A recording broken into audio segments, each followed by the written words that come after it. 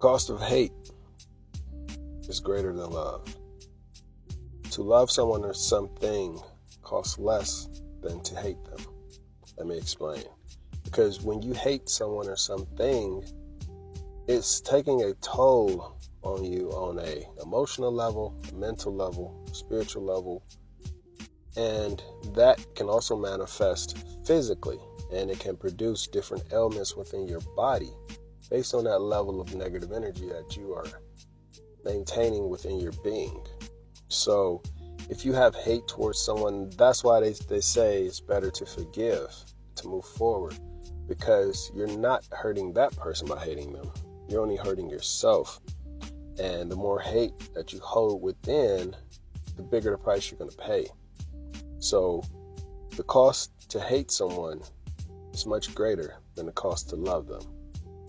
And I know in some instances it's very hard based on what the person has done in your past. It's very hard to move past it, especially if, they've taken a family member away from you, or they've done certain things that have permanently altered your life, or drastically permanently altered your life.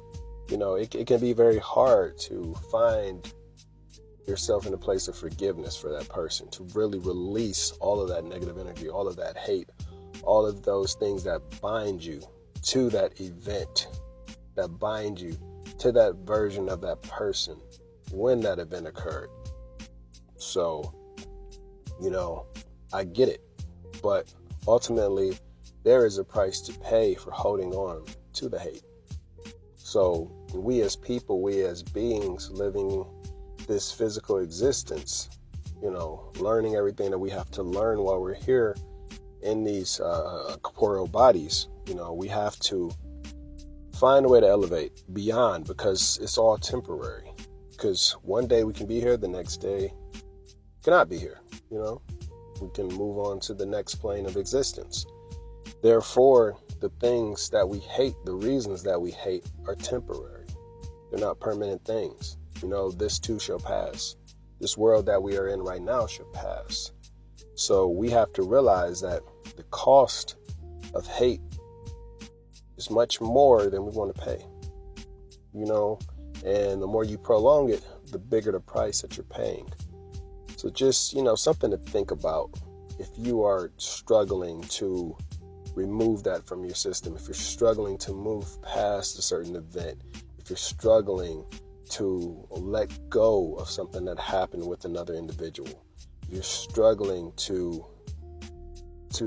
not relive that, because the more we hate something, the more we tie ourselves back to those events and we relive them, and that keeps the hate. That fuels the hate, that supplies the hate, that sustains the hate. So just really think about that. And, based on the nature of the thing that the person did, some things are easier to forgive than others when you look at it based on the severity of the transgression.